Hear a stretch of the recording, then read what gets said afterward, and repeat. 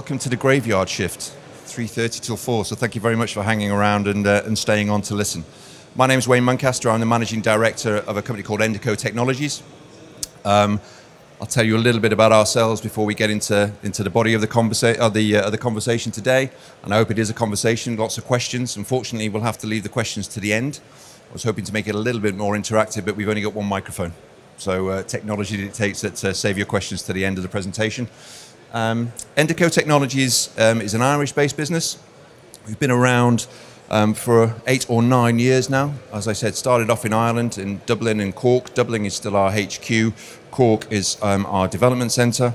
We have around 300 sites across the UK and Ireland, and we are predominantly an aggregator supplier of demand response services. So in Ireland, we work predominantly in the slow-acting capacity market style services, a service called DSU in Ireland. And in the UK, since 2009, we've operated predominantly in the very fast-acting frequency response services in the UK, working with large industrial and commercial customers across many sectors, and I'll come back onto that in a second. We come from a background in controls and monitoring of assets for customers. That's where we started out as a business, and that's very important in terms of the way that we approach the marketplace and the understanding that we have of how a business operates and the impact of something like demand response can have within that business. We're going to talk a little bit about what we do in demand response today, but predominantly what I want to focus on for 10 or 15 minutes of your time is where we see the market developing in 2018.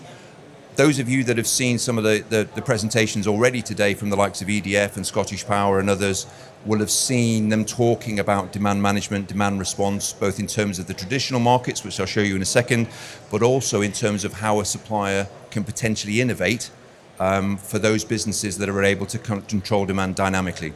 And that's very much where we see the market is a convergence of typical demand management, historical demand management services, and innovative supply tariffs.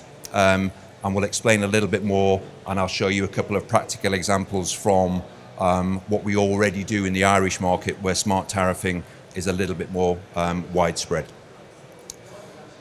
So demand response is a very broad term, and I think that's sometimes the issues that people have with demand management or demand side response or demand response, in that it can mean very many different things to different people. What it means to us is very, very simply, it's the ability to analyze, control, and dispatch an asset or assets on any particular site using performance data from that asset and from that site to carry out a particular action. In the UK, that's predominantly to participate in balancing services.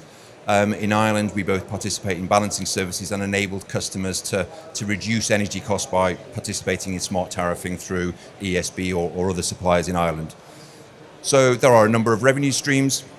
The traditional grid balancing services, store, etc. But we predominantly operate in dynamic firm frequency response and static firm frequency response, which are the very fast-acting 2 seconds, 10 seconds, 30-second response times. They're technology-driven for obvious reasons. You're not going to be able to dispatch load in those times with manual intervention. But they're also technology-driven because that demands, forgive the pun, a degree of logic. So whether that asset is available to be dispatched at a particular time or whether it's financially viable to dispatch at a particular time demands logic and a technology. And that's where we approach the market from, both in terms of demand management and, as I'll come on to show you in a second, electricity tariffing. So in the UK, predominantly tariffing arrangements are predicated around avoidance of triads in the winter and potentially duos on working weekdays, and we see an increasing prevalence of people obviously participating in those peak avoidance schemes. In Ireland, we already have smart tariffing and are able to produce that for clients. Again, I'll show you in a few slides' time, but that could be allowing participation in day-ahead markets, potentially intraday markets, which is getting towards much the fast actor services, but obviously that's in response to market pricing rather than anything which is grid-related. And having that granularity of information around assets and performance also enables clients to optimize those assets for efficiency and performance. And again, I may get to touch on that later. as I said, demand response, demand side response, whatever you want to call it, is a broad church. It's also a very complex marketplace, and that doesn't do any of the participants or aggregators like ENDECO favours. 26, 27 different schemes from National Grid alone at the moment. Obviously, capacity market on top of that. Peak avoidance schemes like Triad and Duos. You add in complexity around participation in smart tariffing or innovative supply arrangements, depending on which side of the fence you sit on, then it's likely to become more complex. Again, going back to some of the comments I made earlier, that's why we see it very much as being technology-driven. The logic required to work out the next best action, or whether an asset, not a site, but whether an asset can participate or not, is critically important. So that complexity dictates, one, the technology, but two, the convergence of those markets has to start to come together. No longer can you operate in niche where you have a supplier for capacity market, an aggregator for demand management, and now your energy supplier is going to start talking to you about smart tariffing. Those decisions have to be aggregated, amalgamated into a single decision point on site. And that's what we're going to talk about today. Our whole process at ENDECO is designed around finding flexibility. That's understanding at a very granular level, site by site, asset by asset, what a business is able to do and where it can participate. We find common themes across some of these sectors that we work in, but also we find that a lot of sites, even within the sectors, are bespoke. They have different operating practices, they have different processes, there are different people on board, different control systems with similar assets.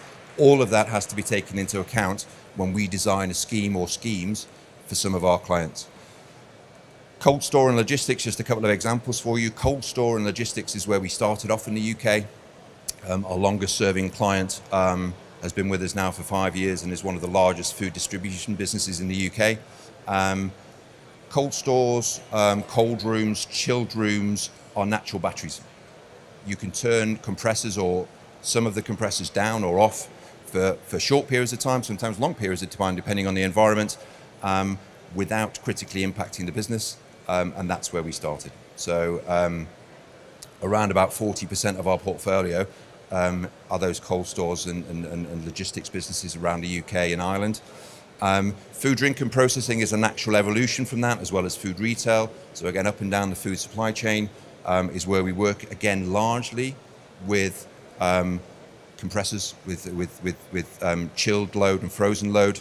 At the other end of the scale, we talk to a lot of milling businesses or aggregates businesses, particularly milling businesses, where there isn't the same degree of flexibility. So as an example, in a cold store, a logistics business, 60, 70 or even 80% of their electrical load on a site might be flexible.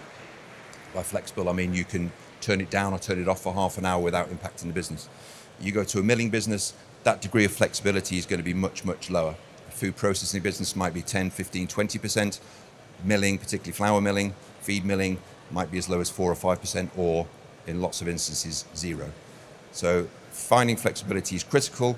Where that flexibility doesn't exist, that's where we start to introduce battery storage, and that's where we see the future of battery storage is behind the meter for those sites that don't have the degree of flexibility in their electrical load they have already, but that's a conversation for another day.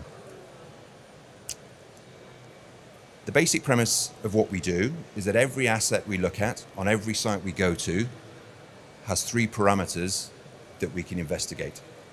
Those parameters are the speed that it can respond, how quickly can it slow down, turn off, speed up, turn on, how long could it hold an intervention for, and how often during the year, week, month, day, could it do that.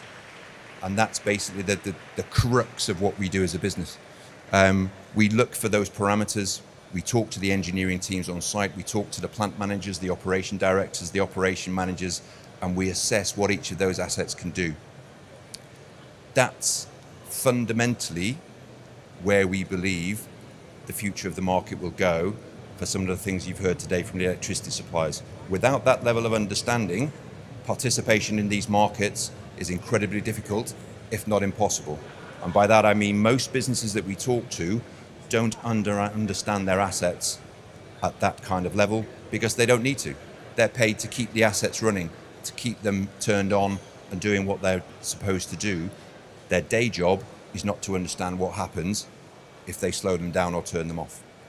And that takes a degree of consultation. So that natural desire to understand how assets work and where you can place them in some of the schemes you can see behind me, from the very fast-acting dynamic FFR to obviously the much slower 4-hour response on capacity market, that's critical when it comes to how a business might be able to participate in electrical supply arrangements, electricity supply arrangements. So this is quite a complex slide. I'm not going to spend too much time on this, but I am going to pick the key message of this, which is the convergence of system operator, be it air grid or national grid, are those market-based imbalance actions, be it Scottish Power, EDF or EAN, is driven by an asset's ability to perform. So, for example, the equivalent of capacity market performance in an asset that can't do fast response might be the ability to participate in a week ahead or a day ahead tariff arrangement. And I'll show you some practical examples of what we do in Ireland. Those assets that can respond very, very quickly naturally may lend themselves to participation in some of those short-term intraday, half-hour ahead type interventions, and some of the fast-acting, very responsive arrangements for tariffing. And that's where we see the market going. It's not at the site level, it's certainly not at a business level. The performance of these businesses around the UK and where they can play has to be driven from an asset level. So just very, very briefly, this is an actual graph, an example from what we do in Ireland for a particular client of ours over there. Again, it's a cold store client. What you see there on the left-hand side of the slide is a typical day without our intervention. So the red line, the orange line, as you look at it, is what we load in for day-ahead pricing. So we know what the prices are going to be for the next day in terms of electricity supply. That's what that profile looks like. The blue line is their consumption profile or forecasted consumption profile for the day. What you can see is that from 5:30 till around about 7 o'clock, they do a degree of peak avoidance. So in the UK, we might understand that as duos avoidance. This is what these guys did historically to try and avoid those peak electricity costs on their supply arrangement as they were paying day ahead. What we were able to do by loading those profiles in advance, loading a schedule in day ahead, is we reduced those costs by around about 25% for those peak charges. As I said, that's an actual example from an actual site, but again, it's based in Ireland, purely because we don't have those arrangements in the UK at the moment. What our customers are able to do is they're able to build in both their supply arrangements and tariffs through our operations center. They're able to build in their own forecasts in terms of production and impacts on demand. And they're able to overlay that with what we know from available schemes. So the examples I've given here are UK examples, but it's applicable to Ireland. Capacity market versus balancing services or frequency response availability versus a smart tariff or reduction in electricity supply costs. We build those in day ahead, and we can make the logic in the program to say what the best thing to do is. So what's their availability going to be for demand response the next day or the next week? What's their availability going to be? What do we have to dispatch for pricing mechanisms in the market, et cetera, et cetera. So all of that is through a single platform which the customer has access to, which the customer can therefore to a degree control, and with us and with our experience and expertise, building schedules a day ahead. Now, what I don't have with me today is examples of what that might look like for, or what that does look like for intraday. At the moment in the Irish market, it's largely day ahead. But intraday is a similar principle. What you're effectively doing, though, is being much more reactionary, and you're reacting to real-time variations in the market and dispatching very quickly through automated signals, much the way that frequency response works in the UK from grid signals at the moment. Sharing information, sharing information between the supplier and the customer is obviously critical. We see ourselves very much as an enabler. We apply the technology that enables both suppliers and customers to participate in these types of arrangements. So what we create is PQ pairs, price quantity pairs, based on an asset performance. They're loaded into our portfolio, into our portal rather, and they're shared in a shared view between the supplier and the customer. So the customer is in the driving seat as to what's going to happen, and the supplier get those views a day ahead and can understand exactly what that client is going to do from a demand profile. Those PQ pairs, those bid files, if you like, in terms of what the supplier can expect on a day-to-day basis, can be exported in CSV or HTML format. So it's not just our portal that can be used. We can export them into the supplier's systems. And if the customer does have a proprietary or a bespoke energy management system, we can put them in there as well. But generally, most of the clients in Ireland use our dashboard.